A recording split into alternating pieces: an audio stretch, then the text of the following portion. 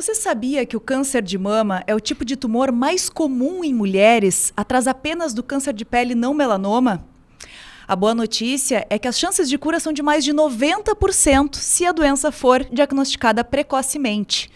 E para falar sobre as doenças mamárias e o câncer de mama e os exames de imagem que ajudam a detectar essas doenças, nós estamos recebendo aqui no terceiro episódio do Cira Entrevista, Dr. Lúcio Di Carli, que é médico radiologista e um grande especialista nesse assunto. Doutor, muito obrigada por estar aqui doando um pouco do seu tempo para compartilhar conhecimento conosco. Muito obrigado, Luiz. É um prazer estar aqui, ter essa oportunidade de divulgar esses conceitos e orientações assim, para a população, né? Para a gente tentar sempre melhorar nossos índices aqui no nosso Brasil, né? Doutor, então vamos começar a nossa entrevista. Um estudo revelou que 1 em cada 4 mulheres apenas realizam a mamografia anualmente. Conta um pouquinho pra gente qual que é a importância desse exame e por que ele não pode ficar de fora do calendário. Luiz, infelizmente no Brasil o rastreamento populacional não atinge todas as mulheres que a gente gostaria. Está provado, né, há mais de 50 anos que o rastreamento mamográfico reduz a mortalidade no câncer de mama em até 30%. Mas para ele ser efetivo, né, precisaria que pelo menos 70% da população-alvo comparecesse ao rastreamento. Então, infelizmente, que no Brasil é isso aí mesmo, é 25% no máximo de mulheres que fazem seus exames anuais. Isso varia muito, obviamente, de região para região, mas infelizmente esse dado é verdadeiro. E o que a gente precisa, e as campanhas estão aí para isso, para chamar as mulheres e alertar ela o quão importante é realizar a mamografia. Então, essa é uma das nossas principais bandeiras. E por que a mamografia é tão eficaz, doutor? Assim, aqueles nódulos muito pequenos que as mulheres ainda nem conseguem apalpar direito, né? Isso mostra na mamografia? O rastreamento, o exame de rastreamento, conceitualmente, de uma forma bastante simplista, ele é assim, é um exame que é realizado numa pessoa assintomática, sem qualquer tipo de manifestação clínica, onde tu busca uma doença na fase inicial.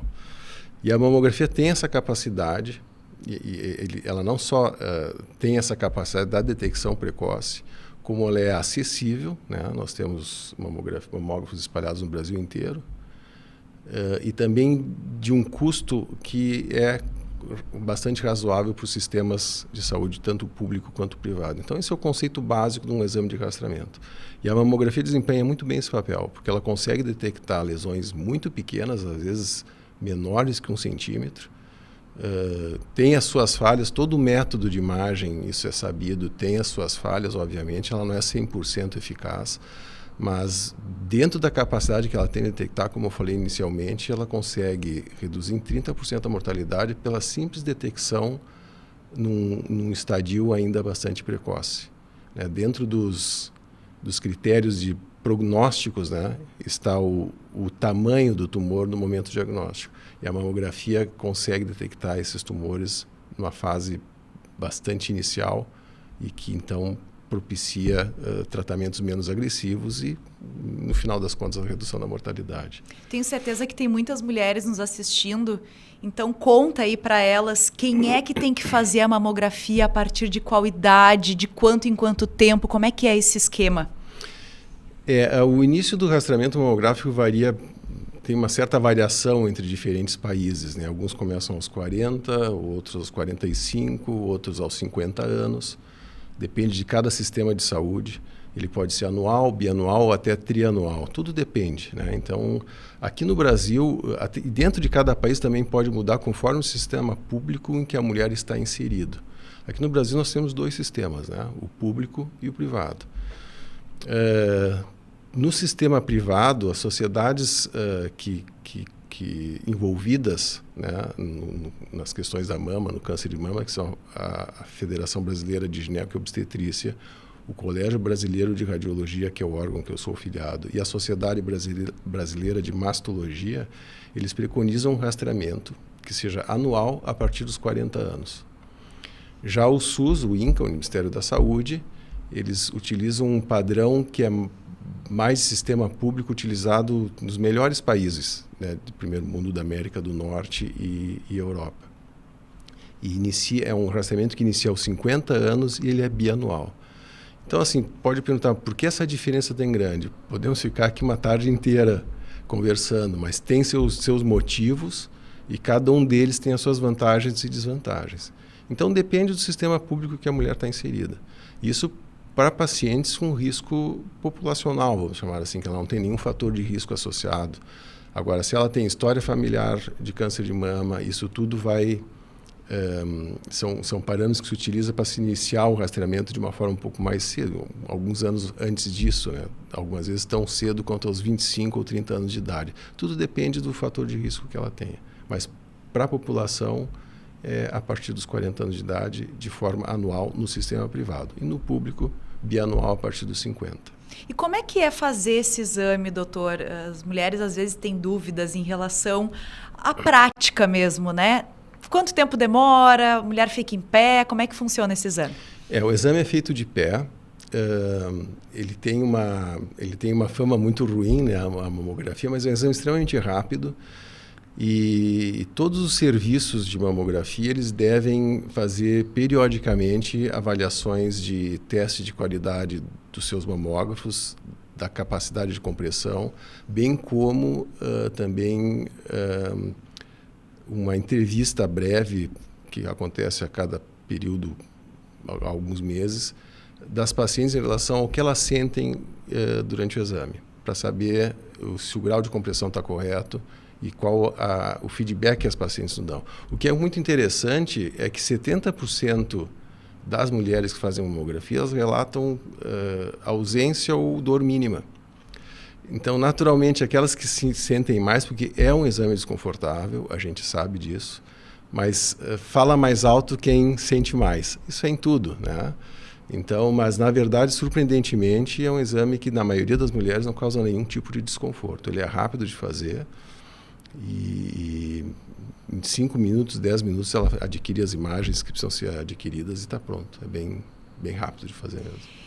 E tem uma questão que é o momento ideal, né? Existe algum período que é recomendado as mulheres não fazerem a mamografia? É melhor, assim, a verdade a pergunta seria qual é o melhor momento para fazer, né? Sim. A regra é assim, para mulheres, normalmente a mulher começa aos 40, né? 40 ou 50 anos de idade. As mulheres que ainda estão no período fértil, o ideal é que elas façam a mamografia entre o 6º e o 16º dia do ciclo menstrual, ou seja, na primeira fase do ciclo, né? E para qualquer mulher que tu perguntar, não vai nem precisar explicar muito. Todo mundo sabe que as mulheres que ciclam, que não usam medicação por um motivo ou por outro, que inibam os seus ciclos menstruais, ou seja, aquelas mulheres que menstruam regularmente, elas sabem que na segunda metade do ciclo as mamas começam a ficar um pouco mais sensíveis, mais doloridas e aumentam um pouco de volume, ficam mais inchadas. Então, nesse momento, a mamografia se tornaria mais desconfortável do que o usual.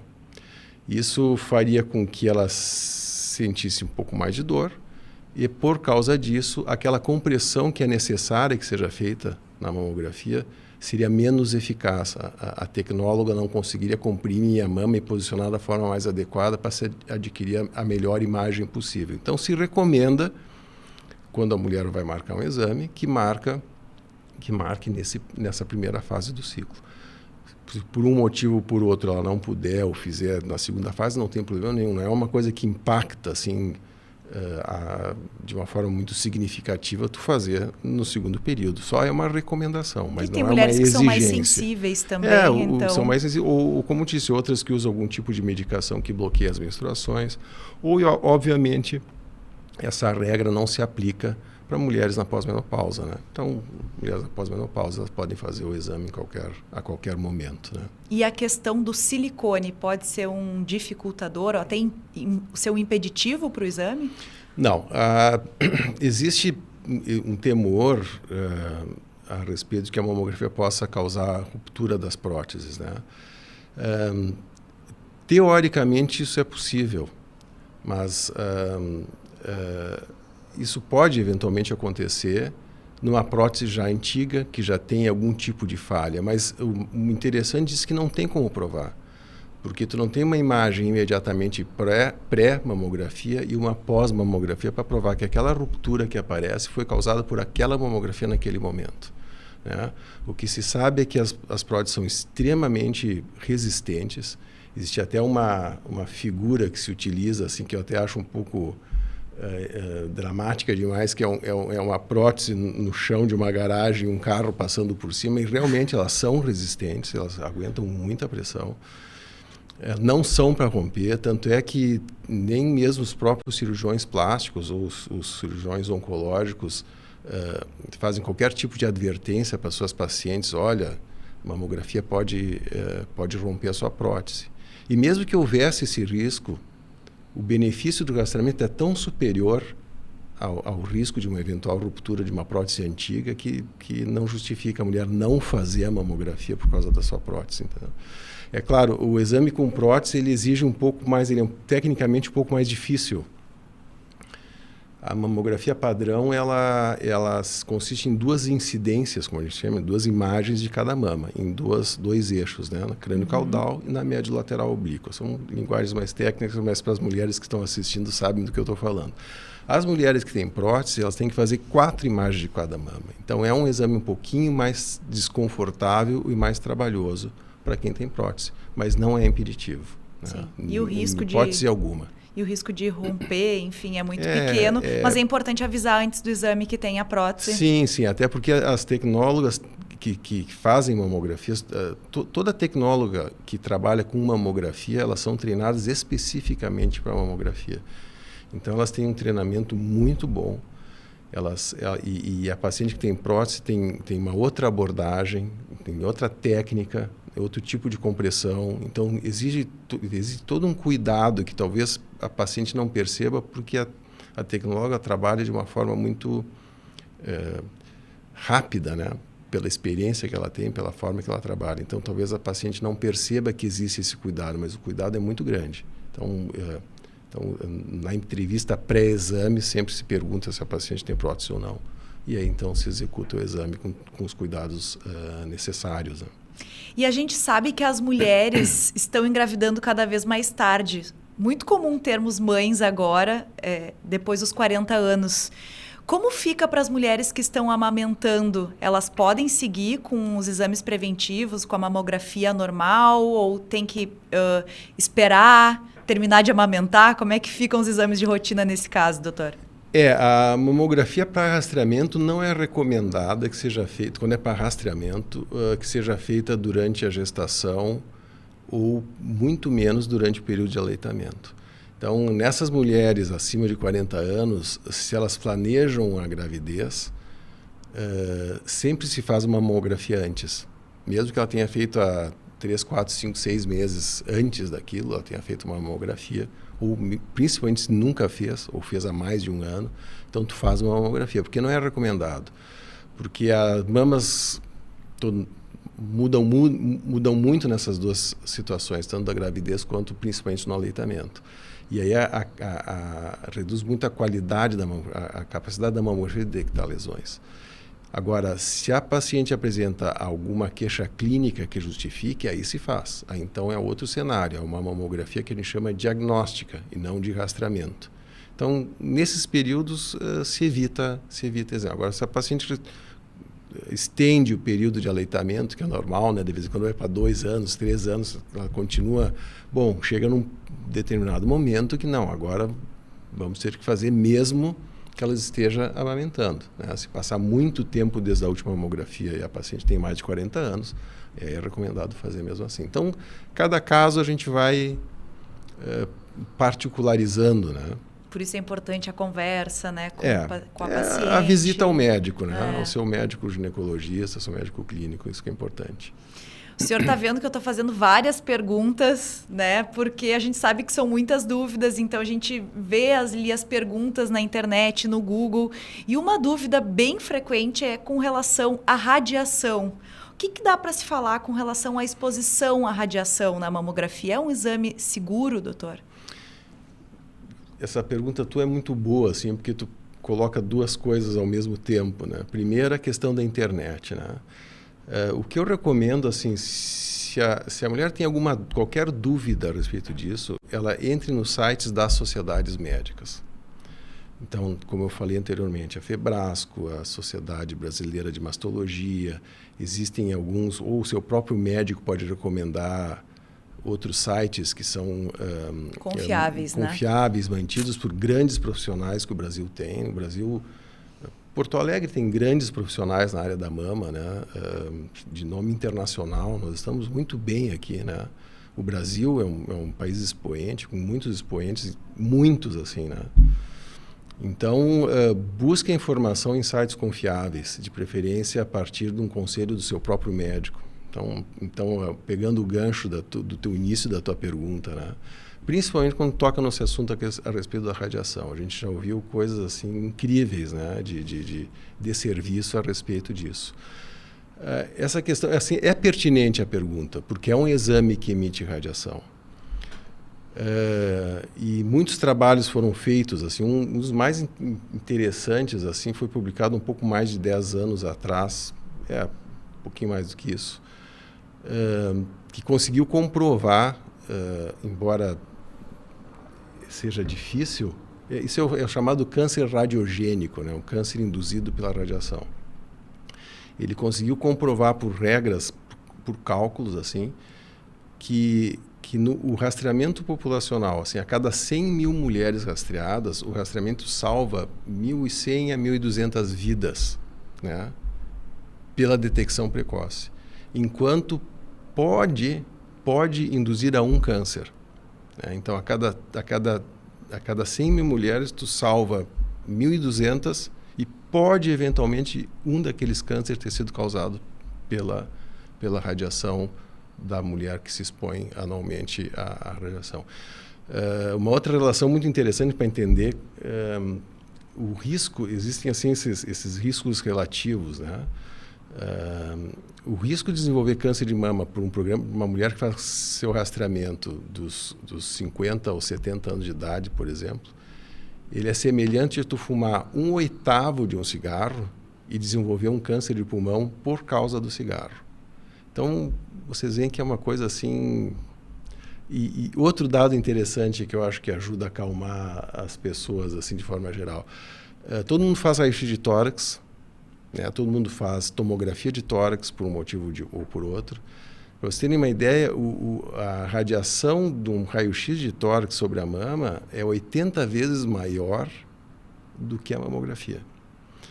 A tomografia chega a ser 3.000 vezes maior a dose de radiação sobre as mamas do que uma mamografia. E ninguém fala nada, né? Ou seja... Realmente é seguro. Assim, então, é uma exceção, né? O que a gente não pode dizer assim, não tem como, porque é uma radiação. E a radiação tem um efeito, como a gente chama, estocástico, né? Ela é acumulativa, é como o Sol. Né? Os efeitos do Sol na pele, a questão do melanoma é extremamente importante, também é outro câncer que está... uma incidência muito grande no mundo inteiro, porque ela não adianta tu tomou 40 anos de sol, depois resolve não tomar mais sol, não adianta mais, já tomou os 40 anos de sol, né? Sim, porque os efeitos já aconteceram. Então não é uma questão de dizer assim, não tem radiação, tem, mas é tão ínfimo e o benefício é tão maior que não justifica tu usar isso também como argumento para não se submeter a... Muito interessante essa comparação, né? Esses dados que quando o senhor começa trouxe. a comparar, fica mais concreto, né? E se vai colocar numa balança, vê que os benefícios são muito maiores e que o risco é ínfimo, né? Nem compara. Só que o problema, como tu colocou no início, assim, fontes de internet assim fazem coisas terríveis. E as pessoas vão para se informar e acabam desinformando, que é muito pior, né? Que é muito pior. Doutor, existem outros exames de imagem, né? Ecografia mamária, ressonância das mamas. Esses exames podem substituir a mamografia? Como regra, assim, são exames que se utiliza assim, todos os dias, naturalmente, né? São exames comuns.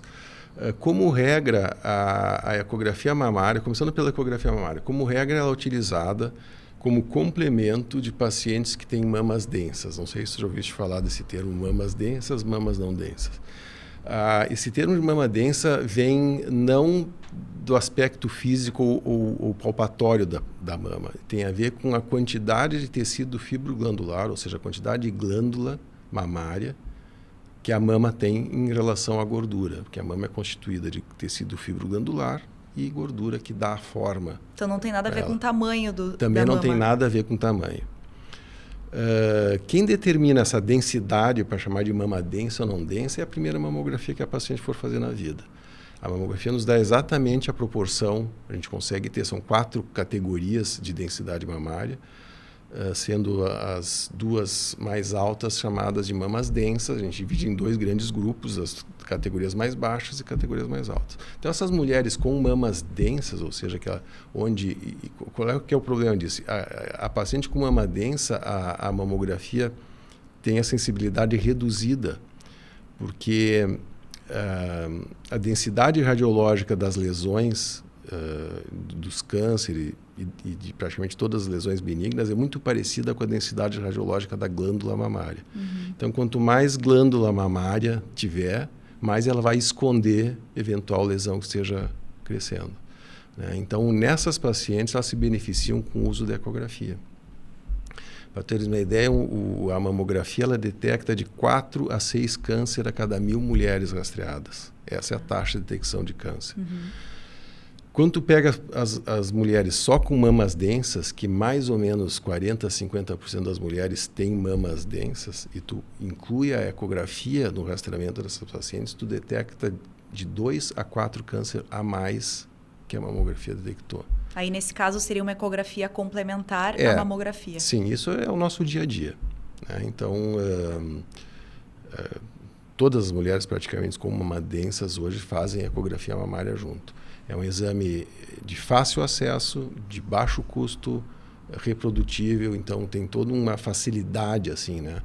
Por que eu estou falando isso? Em comparação com a ressonância, que é um exame mais caro, de menor acessibilidade, que envolve o uso de contraste, embora biologicamente ele não cause praticamente risco nenhum. Isso é um assunto que é outra parte, mas enfim, é um exame seguro de se fazer, mas ele também é utilizado em pacientes também com mamas densas, mas com outros fatores de risco associados, né? Então já se usa a ressonância hoje no rastreamento de populações com diferentes graus de risco, né? Onde a mamografia ela realmente é muito insuficiente. Isso, como eu te volto a falar, isso tu define no consultório com o seu médico. Cada caso é um caso. Na verdade, o rastreamento, hoje nós estamos caminhando para um rastreamento, como a gente chama de personalizado, né? Nós temos hoje a mamografia, basicamente a mamografia, a ecografia e a ressonância. Eu até poderia falar da tomossíntese, não sei se tu já ouviste falar, tomossíntese ou também chamada popularmente de mamografia 3D. A tomossíntese é um avanço da nossa mamografia. Infelizmente, no Brasil, as operadoras não autorizam esse exame, então as pessoas não conseguem fazer esse exame através dos seus convênios. Muitos serviços têm o equipamento, né? Inclusive o Hospital Mãe de Deus, e a gente não consegue utilizar esse avanço por conta disso. A pessoa teria que desembolsar. Mas o que é a tomossíntese? A tomossíntese, a mamografia, ela comprime a mama e adquire uma imagem 2D de uma estrutura que é 3D. Né? Como eu falei no início, conforme a densidade, a quantidade de tecido fibroglandular, ele vai obscurecer, dificultar a detecção de eventuais lesões. A tomossíntese ela consegue fazer várias imagens, cortes, né, da mama, imagens em cortes, assim, que vai, então, resolvendo esse problema de sobreposição de estruturas, e aí tu consegue, então, entre aquele tecido fibroglandular denso, detectar eventual lesão. Então, assim, por que eu não coloco ela, né, como nos métodos de rastreamento? Porque a gente, na prática, infelizmente, aqui no Brasil, a gente não tem acesso. Ainda é de difícil acesso. Mas são esses 3 exames, né? Falando de rastreamento personalizado, é isso que está acontecendo. Conforme o risco da pessoa, tu vai instituir a mamografia sozinho, ou mamografia com ecografia, ou mamografia com ressonância, ou só ressonância. Então, depende do risco, tu vai personalizando o rastreamento. E agora tem um caso que se aplica inclusive a mim, mulheres com menos de 40 anos, que ainda não têm indicação de fazer mamografia, que não têm histórico familiar de câncer de mama. Mulheres assim, tem recomendação para fazer rastreamento com ecografia mamária? Mais um assunto polêmico. Extenso e polêmico, porque eu acho que não sei se não tem alguém que não conheça alguma mulher de menos de 40 anos que tenha sido diagnosticada com câncer de mama. Isso é uma realidade. Isso é o nosso dia a dia, né? Na verdade, a incidência de câncer de mama em mulheres abaixo dos 40 anos está aumentando no mundo inteiro, nitidamente, assim, né? Isso, inclusive, em auditoria que nós fizemos no nosso serviço. Até há 12 anos atrás, nós tínhamos uma taxa de 7%, 7 a 8% dos novos casos de câncer de mama que eram diagnosticados aí no Hospital Mãe de Deus eram abaixo dos 40 anos. Hoje a gente está em 12%. Então, isso é um fenômeno mundial que já está sendo discutido. Aí tu pode perguntar assim, tá, então vamos começar a rastrear mais cedo essas mulheres? Aí já começa a entrar a questão de radiação, né? Como falei, embora seja ínfima, a gente não pode desconsiderar que ela exista, sendo que a mama, quanto mais jovem ela é, mais sensível ela é a efeitos de radiação. Então tem tudo isso que se pesa, é um assunto bastante amplo, assim. Então não justifica ainda tu começar um rastreamento populacional tão cedo em quem não tem fator de risco, né? A não ser ficar atento e fazer e consultar o seu médico, que isso para a mulher é um hábito, né? É normal, né, as mulheres. Então continuar indo ao seu médico fazer a sua consulta anual. É que às vezes assusta quando tem pessoas próximas, né? Que tiveram câncer de mama, a gente pensa, meu Deus, eu não tenho 40 anos, ainda não tenho recomendação da mamografia, mas e se eu tiver um câncer também? E aí, então a melhor orientação é buscar o médico, tirar suas dúvidas. Exatamente. Tudo começa por lá, né? Então a melhor dica é essa. Conversar. O senhor trouxe um dado bem preocupante que vocês colheram no próprio serviço do CIR, no Hospital Mãe de Deus, em relação às mulheres com menos de 40 anos com câncer de mama. O que está acontecendo, doutor? O que justifica esse aumento dos casos de câncer de mama em mulheres mais jovens? O câncer, isso é uma ideia que se tem, assim, eu tenho uma ideia que o câncer parece um ser inteligente, né? É uma doença, assim, extremamente difícil de ser, apesar de todos os avanços são incríveis em relação ao conhecimento do câncer como um todo, não só o de mama. É impressionante o que a oncologia e a indústria farmacêutica está se desenvolvendo em relação ao conhecimento do comportamento do câncer, né? Mas parece que quanto mais a gente estuda, mais conhece, menos a gente sabe, né? Então, a gente se surpreende, assim, quem é envolvido com câncer, independente do órgão, eu falo pelo câncer de mama, se surpreende sempre, assim, com coisas que acontecem em relação a ele. É uma doença multifatorial. Se nós soubéssemos a causa, qualquer um ia lá e cortava ela, né? O que se sabe, sim, cada vez mais é fatores de risco e fatores protetores, né? Se fala muito de estresse, mas se fala muito de poluição. Eu acho são teorias bastante fortes de se entender, né? Hoje não existe mais água pura, não existe mais ar puro, não existe mais tu deixa de comer carne, vai comer verdura, mas a verdura tem não sei o quê, tu vai para a fruta, tem não sei o quê. Então, assim, que tem muita química no ar, tem, mas isso é tudo, é um comentário quase que não científico, né? Mas existe bastante lógica nisso. O problema é esse, que é multifatorial. Agora, por que está acontecendo? Tu pode pensar, por exemplo, fator protetor. Eu falei de fatores de risco, que é a poluição e estresse. Fator protetor. Se sabe, sim, que gravidez mais precoce na vida é um fator de proteção. Amamentar é um fator de proteção. Não significa que tu ter filho e amamentar vai evitar que tu tenha câncer. Isso tudo é uma questão de comparar. Tu tem que comparar, assim, 100 mil mulheres que engravidaram e 100 mil mulheres que não engravidaram. A incidência de câncer vai ser maior naquelas que não engravidaram. embora uma diferença não muito grande, mas vai ser maior. Então, se sabe dos fatores de proteção. E hoje, como tu falaste, as mulheres estão tendo filho cada vez mais tarde. Então, a mama não passa por aquela transformação que a gravidez e o aleitamento causa nas suas células, que as tornam mais protegidas de desenvolver um câncer. Então, isso pode ser um fator também.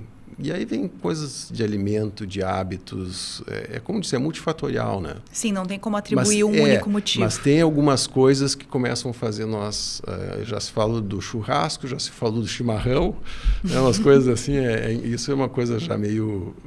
começa a ficar meio popular demais, né? Mas que tem hábitos que influenciam, tem. Pois é, e já que o senhor falou desses hábitos, então o que a gente pode falar em relação à prevenção? Existem fatores de risco que são modificáveis. Quais são esses fatores que a gente pode adotar no nosso estilo de vida para prevenir o câncer de mama? É o famoso hábito saudável da vovó, né? Ou da mamãe, como quiser. Assim, a prática, a atividade física hoje já não é mais considerado como simplesmente uma prevenção, ela já tem estudos colocando ela como terapia, né? Como tratamento de situações. Então, a atividade física regular, e quando eu faço atividade física regular, é regular mesmo, é hábito, incluindo exercício aeróbico, então só força não é, tu precisa ter atividade aeróbica. Os benefícios do esporte, da atividade física, hoje são impressionantes. São impressionantes em absolutamente tudo. Assim. Tu cura doenças, tu cura hipertensão, tu cura diabetes, tu cura uma série de doenças com atividade física regular. Então, essa é a primeira. Né? Talvez não tão importante ou tão importante quanto hábitos alimentares. Né? Então, evitar, assim... que tu evite o açúcar branco, que tu evite a farinha refinada, que tu evite a fritura. Não assim não comer, não vamos nos sacrificar, né? Mas hábitos alimentares, né? Buscar tudo mais com moderação, fibras. Né? Tudo é uma questão de equilíbrio. O equilíbrio. Né? Tu pode comer aquela fritura, aquele doce, mas como foi o teu prato antes? Qual é a tua frequência de refeições diárias? Apesar de que hoje, né, se fala do jejum intermitente, que também tem um fundamento muito interessante.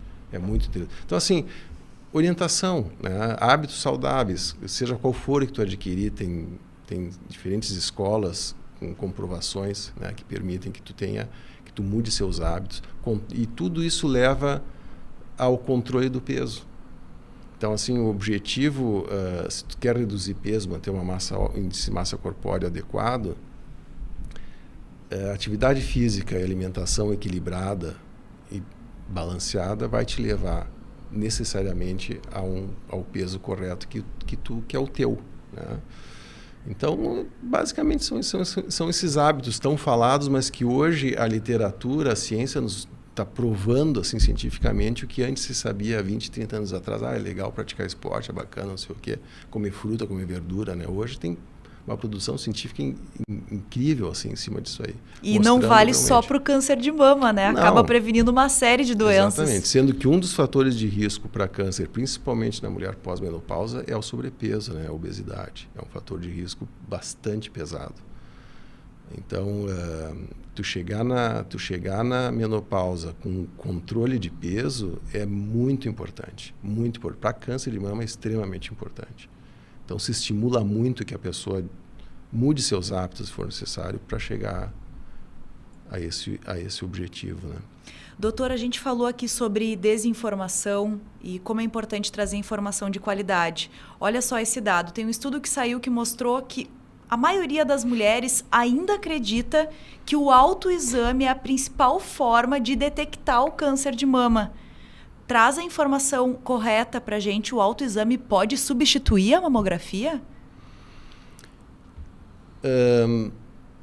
Eu sou a favor do autoexame. Ele não substitui a mamografia, porque normalmente a detecção pelo autoexame vai acontecer num momento em que pelo menos metade desses cânceres já estão com tamanho maior. A detecção por exame clínico do câncer depende da relação tamanho da mama e o quão profundo é a lesão. Então, se tu tem uma mama pequena e a lesão é superficial, tu vai detectar ela com 5, 6, 7 milímetros. Né? Agora, se tu tem uma mama volumosa e tiver uma lesão de 1, 2 centímetros lá na profundidade, tu não vai sentir ela. Então, assim, o exame físico, para mim, faz parte da propedêutica do câncer de mama, mas não substitui a mamografia. Teve um trabalho muito bem feito por um indiano, foi publicado não faz muito tempo. Imagina as dificuldades que a Índia tem de rastreamento populacional com mamografia. Muita gente, é um país com dificuldades, um país com todos os seus problemas sociais que tem. E ele fez um trabalho muito interessante onde ele colocou o exame físico como o principal. Se tu pegar assim, sempre comparando, né? De novo, né? 100 mil mulheres que não fazem exame físico e 100 mil mulheres que fazem, tu vai salvar vidas, e ele conseguiu provar isso. Né? Mas por quê? Porque existia um déficit lá de acesso à mamografia. Então, de acordo com o país que tu está, o sistema público que tu está inserido, tu vai abrir mão de uma ou de outra arma. Desestimular eu não acho legal também. Né? O que acaba acontecendo na prática, a gente percebe isso, eu ouvi hoje, né? Eu estava trabalhando de manhã. Tem mulheres que preferem não fazer, porque elas passam a mão e se assustam. Então, doutor, eu prefiro não fazer meu exame físico. Eu vou uma vez por ano, a cada 6 meses, lá no doutor tal, e ele me examina, e eu venho fazer a mamografia aqui, pronto. E já tem outras que por talvez uma curiosidade médica ou científica, seja qual for a profissão dela, ela já faz, porque o exame físico tem uma metodologia. Né? Vai nos órgãos públicos aí, até nos consultórios, tem os panfletos explicando como se faz na internet, né? Como se faz o autoexame, como ele deve ser feito, né? Eu acho muito legal isso, acho interessante. Se a mulher se sente à vontade, segura, e ela vai se conhecendo, né? E assim ela vai se conhecendo, porque uma coisa é certa, o toque, a sensação tátil do câncer é completamente diferente de todo o resto que a mama pode ter. Pode ter uma bolota de gordura, como se diz, pode ter um nódulo benigno, pode ter um cisto que surge, pode ter um linfonodo, pode ter alguma coisa inflamatória, um abscesso. Quando tiver o câncer, é completamente diferente a palpação. Então, a mulher vai se conhecendo, aquela que faz o autoexame, ela vai se conhecendo, ela vai perceber, vai se assustando, aí ela vai lá, faz o exame, não é nada, é um cisto, é um nódulo benigno, tal e tal. Quando aparecer o câncer, ela vai detectar, entendeu? Porque ele é diferente. Por isso, assim, eu sou a favor, mas tem que deixar bem claro, não substitui. Então, quais são os sinais que as mulheres precisam ficar mais atentas? O senhor disse que é fácil de identificar, mas é um nódulo, é um caroço? Fácil, talvez uma palavra muito, eu quero dizer assim, talvez seja muito forte e fácil. Não que seja, mas a pessoa vai notar. Né? Vai notar Basicamente, assim, ela pode perceber ou o nódulo, com uma consistência diferente de qualquer outra coisa que ela já tenha tido antes. A própria mama, tem mulheres assim que tem, quando ela passa assim na técnica do autoexame, assim, você não pode apertar muito, né? Tu tem que usar um talco, um óleo, alguma coisa, ou o próprio sabonete no banho, que o dedo deslize assim na pele. A mama, ela tem uma nodularidade assim na superfície do tecido glandular, do cone glandular, como a gente chama. Então ela vai se conhecendo, ela vai percebendo assim, um monte de nódulozinho parece assim. Então ela vai se conhecendo.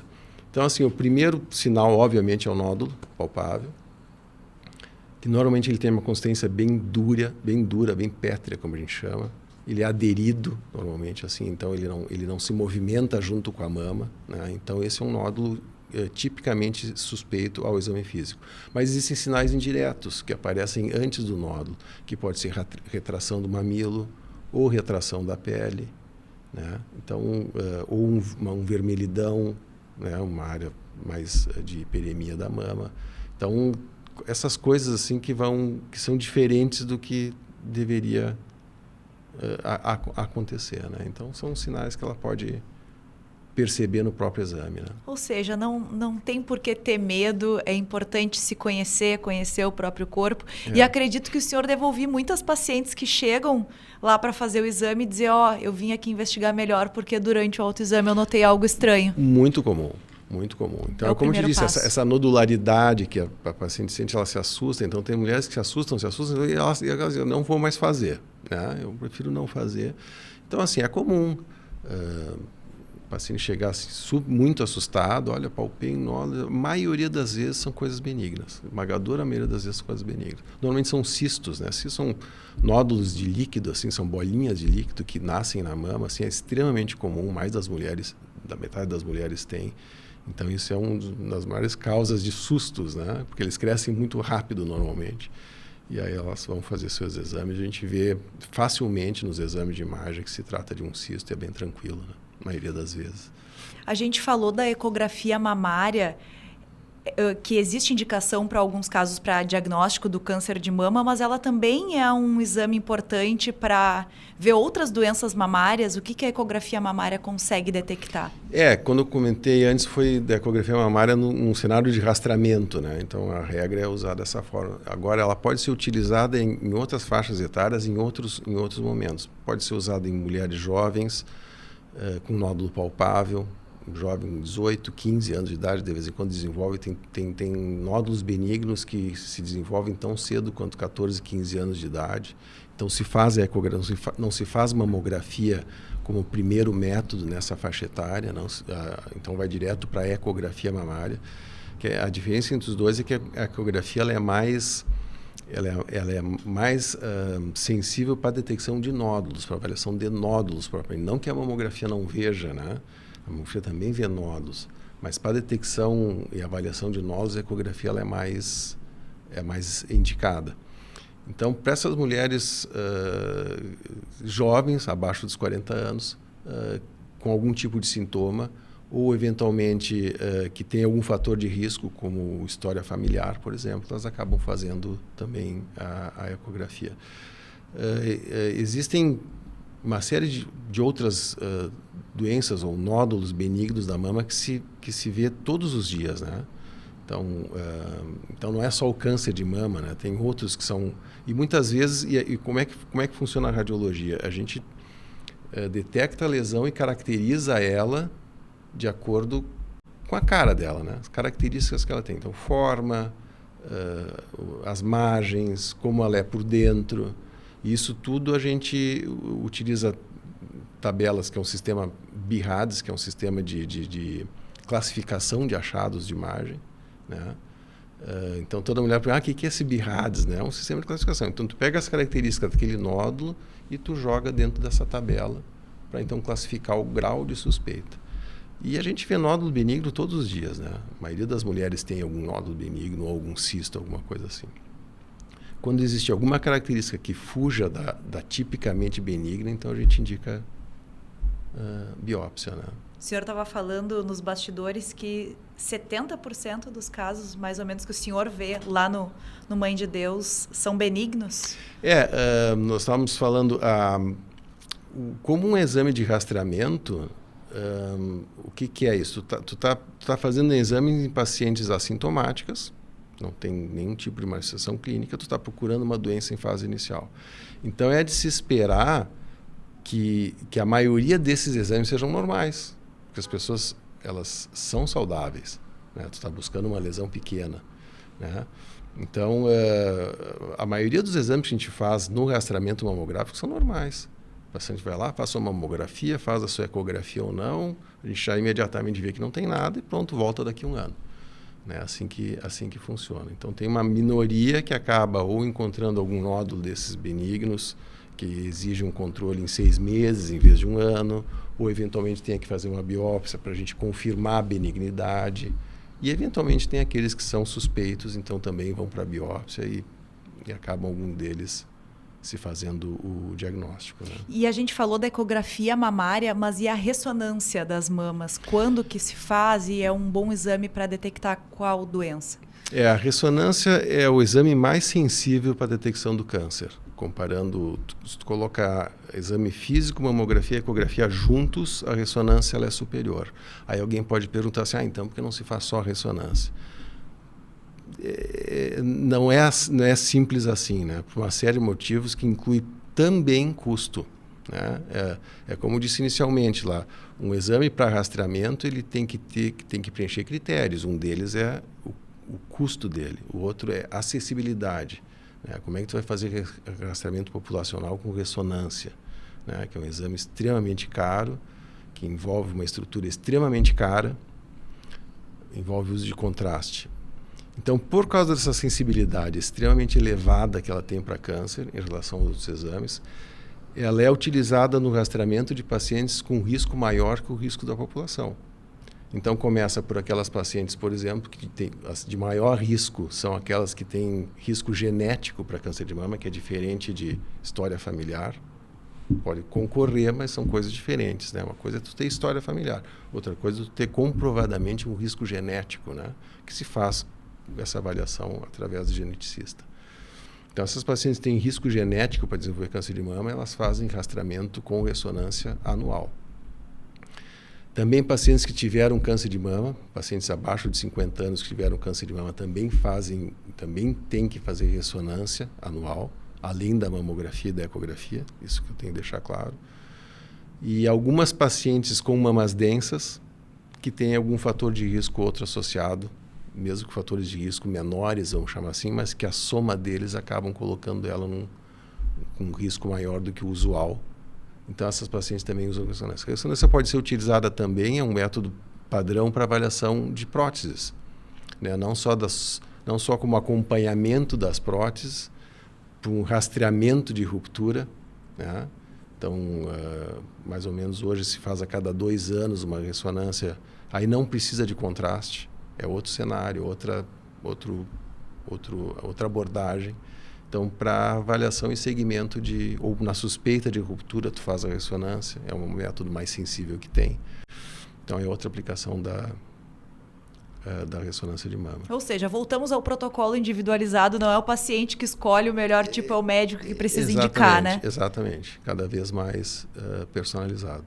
Doutora, se por um lado a gente está vendo mulheres mais jovens tendo câncer de mama, por outro, me parece que as mulheres têm vivido bem depois do câncer de mama, estão tendo uma vida normal, tranquila. É só impressão ou, de fato, esses avanços na medicina têm possibilitado uma qualidade de vida melhor para as mulheres com câncer de mama? Não, sem dúvida, os avanços hoje de tratamento, principalmente na cirurgia, que faz parte do tratamento, são impressionantes, né? As cirurgias estão ficando cada vez menores. Inclusive, em alguns casos, já se cogita a não cirurgia, né? Já tem muitos estudos mostrando isso. Então, tudo isso impacta, né? Os tratamentos estão cada vez melhores, embora alguns muito caros, de difícil acesso. Isso é um problema, é uma discussão de fórum mundial, assim. Ou seja, as terapias sistêmicas, no caso as quimioterapias, as imunoterapias, estão cada vez melhores, mais eficazes, mas cada vez menos acessíveis às custas disso, né? Mas, de forma geral, nós estamos num meio aqui onde as pessoas, de forma geral, têm acesso a uma medicina de excelente qualidade.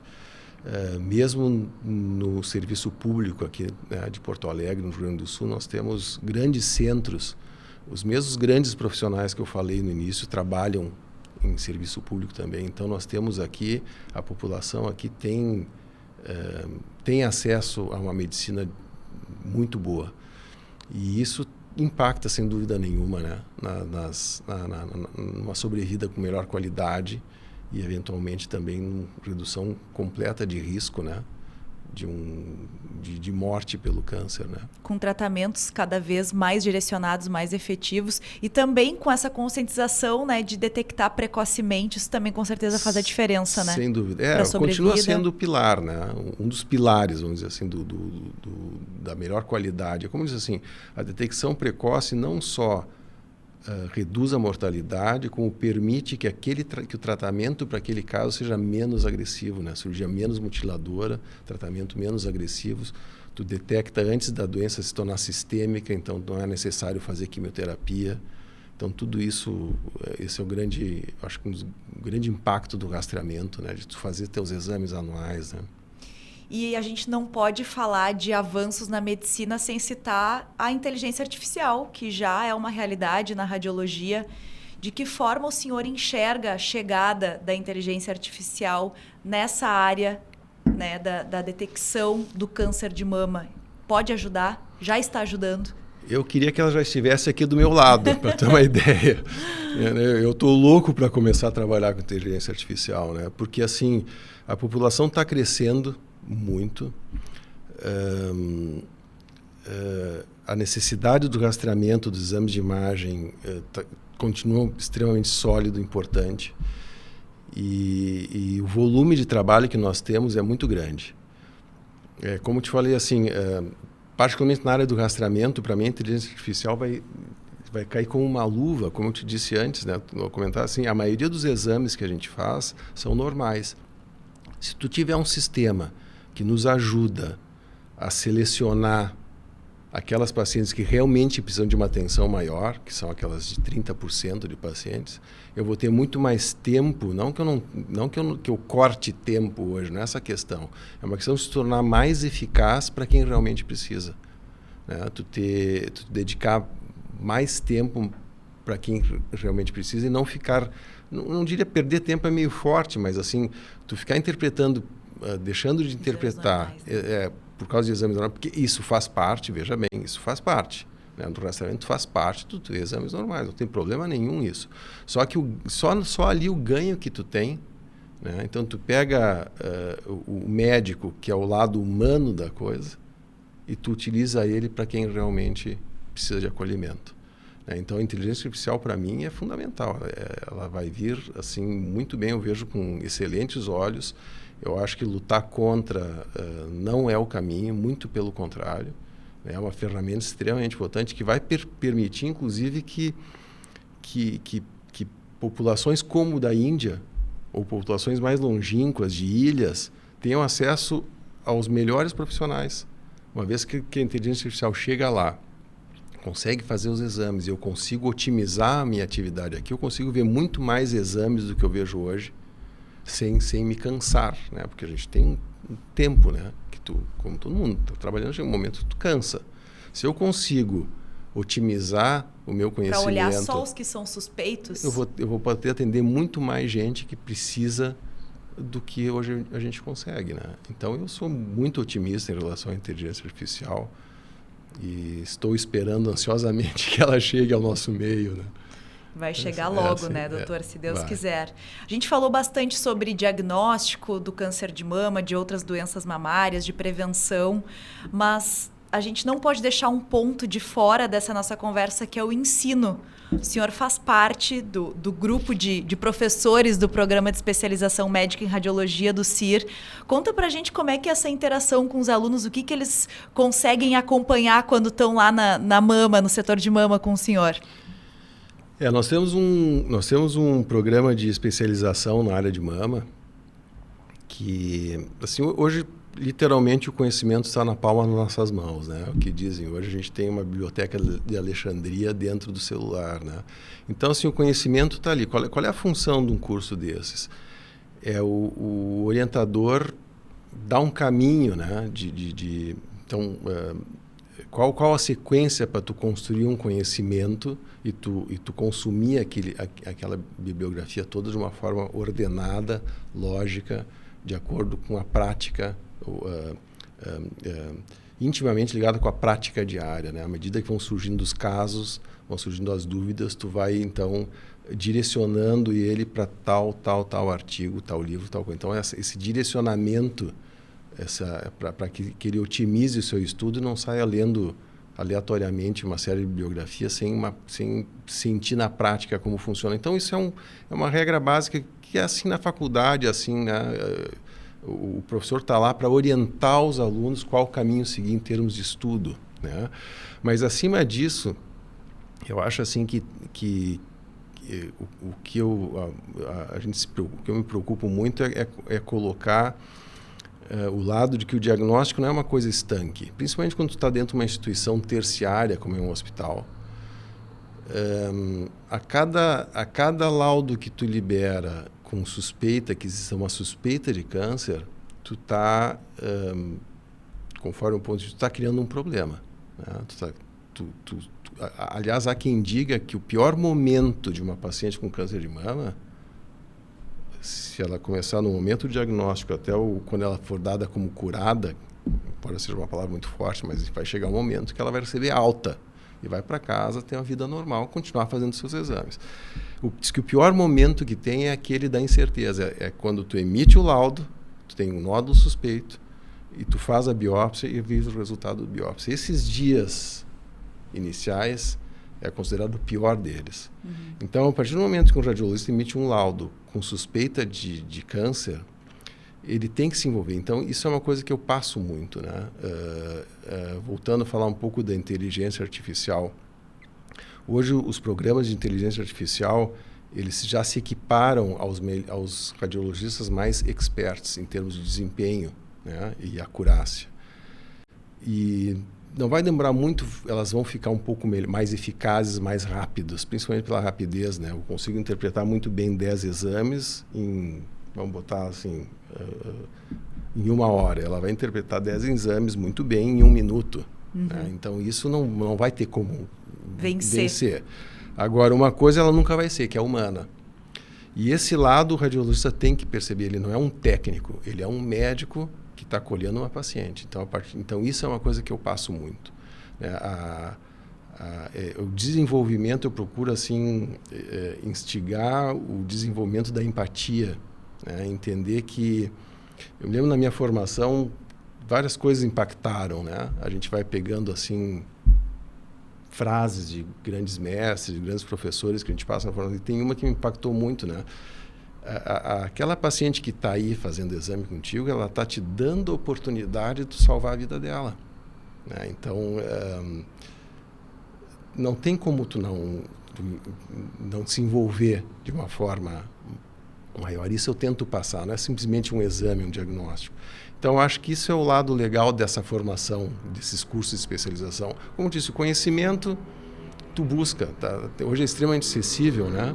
Quando eu quis fazer medicina há 50 anos atrás, mais ou menos, já queria fazer medicina, os meus tios compravam livros que vinham do exterior, em francês, em alemão, em inglês, entendeu? E hoje não, hoje tu quer um conhecimento, está aqui na tua mão, né? Então isso não é, tu só precisa orientar qual a fonte melhor e qual o caminho a seguir. Agora, esse outro lado eu acho extremamente importante, esse legado, né, de uma medicina assim, dessa forma, mais humana. Mais humana.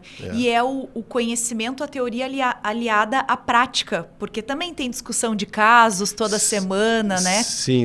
A gente tem atividades acadêmicas que devem fazer parte de um serviço assim, né? Que são aulas, discussão de artigos. Hoje a bibliografia é muito dinâmica, né? Com publicação de... já não é mais o livro-texto, né? A nossa base de estudo. O livro-texto em algum momento ele existe, mas a publicação científica, os trabalhos científicos é muito dinâmico. Então, todos os dias, todas as semanas estão saindo novos trabalhos e é assim que funciona. Então, a gente tem essas discussões de artigo regularmente. O nosso hospital tem o que a gente chama de tumor boards, que são reuniões multidisciplinares. Por isso que é muito interessante trabalhar em hospital, porque são reuniões multidisciplinares para cada especialidade. Então, tem a da mama, tem a do músculo esquelético, tem a do tórax, tem da gastro.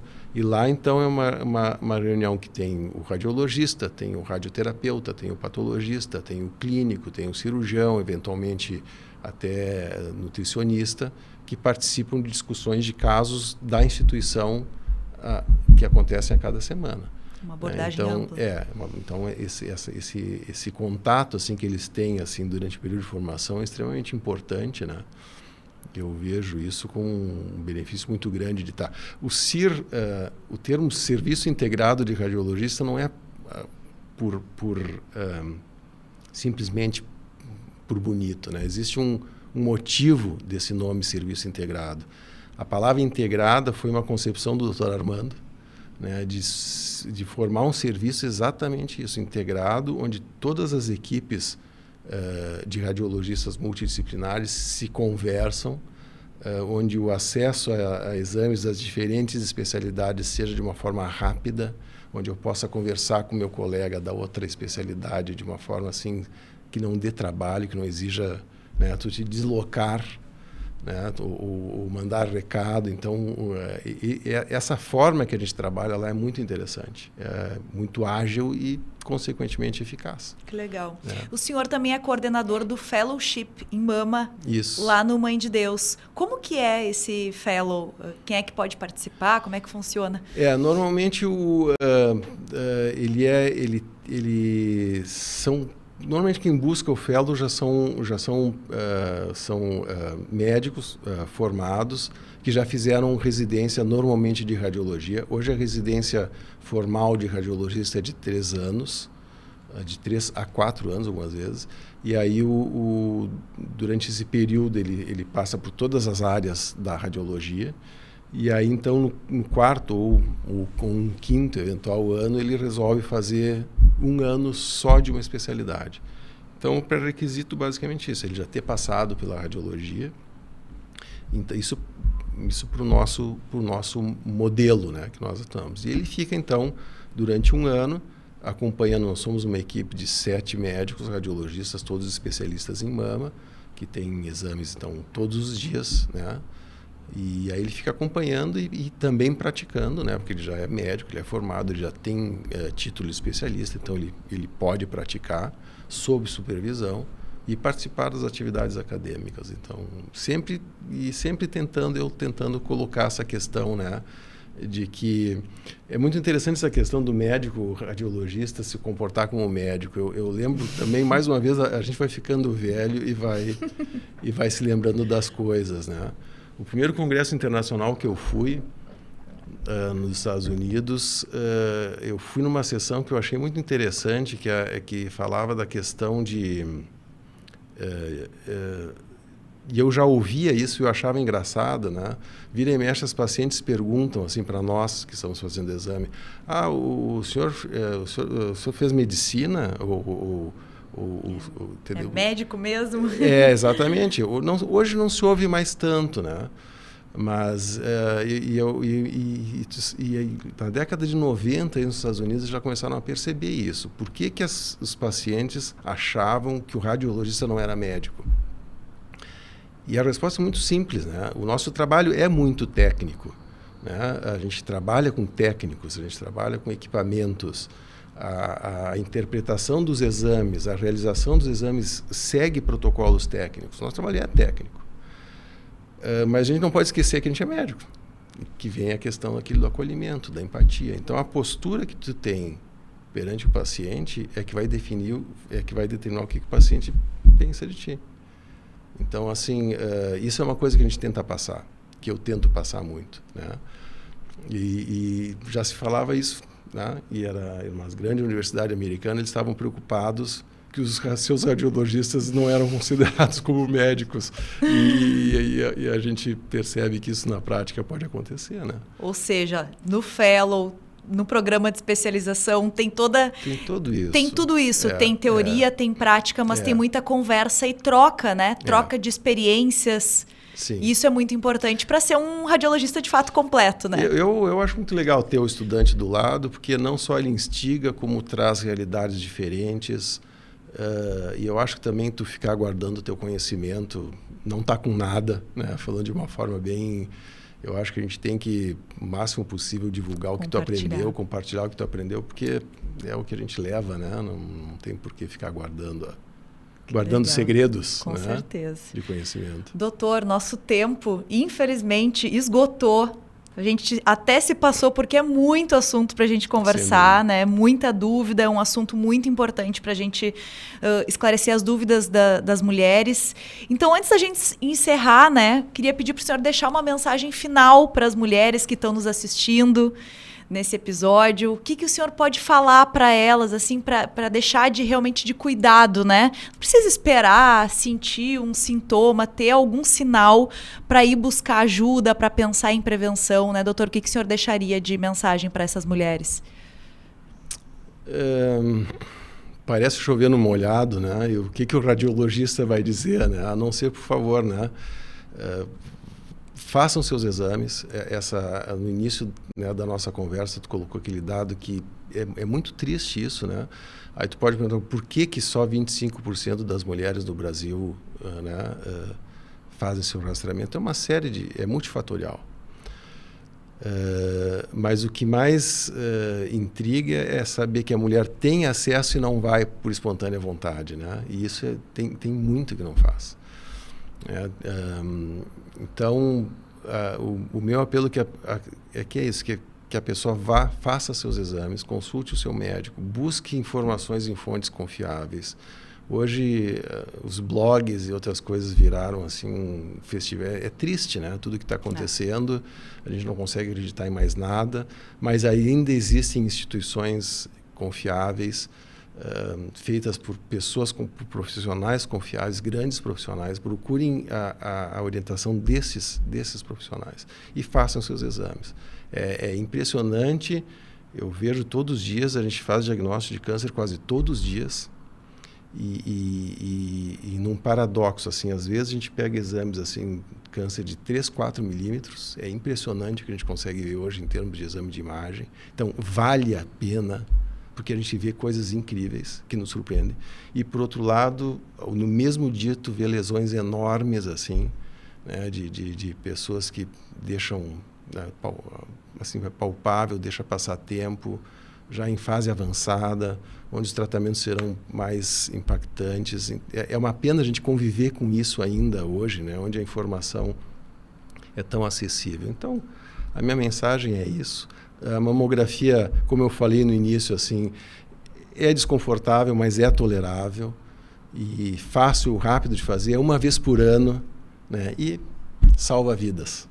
Sem dúvida nenhuma. Dr. Lúcio De Carli, médico radiologista do CIR, obrigada por compartilhar tanto conhecimento aqui com a gente. Obrigada pela sua paciência em esclarecer tantas dúvidas. São muitas, né? Eu sei como é que é. Muito obrigado. Eu que agradeço a oportunidade aí, tá, Luiz? E fico à disposição aí para, se precisar de mais perguntas, eu estou pronto para responder. Foi muito legal, tá doutor. Bom. Muito obrigada. Obrigada também a vocês que ficaram conosco aqui até o final. Mulherada ouviu aí o doutor Lúcio. Façam seus exames, não deixem para depois, porque saúde é um assunto sério.